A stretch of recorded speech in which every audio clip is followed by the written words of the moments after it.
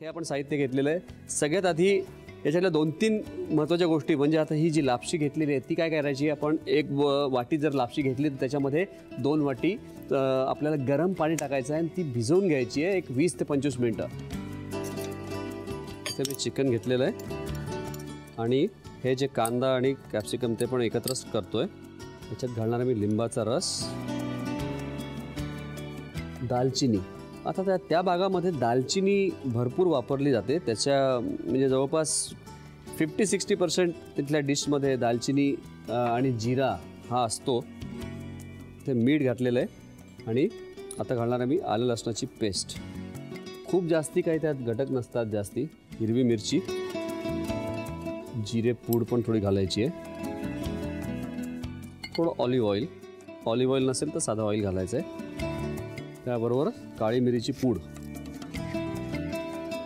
आणि हे आता व्यवस्थित लावून घ्यायचं आहे चिकनला।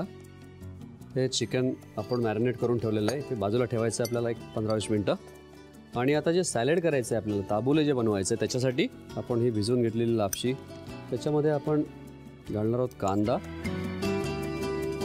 पासली, टोमॅटो घालणार आहे। जर पासली वगैरे नसेल तर थोडी कोथिंबीर घातली तरी चालेल याच्यामध्ये। आणि इथे घालणार मी काकडी, त्याचबरोबर लिंबाचा रस, मीठ, घालणार आहे काळी मिरी पूड,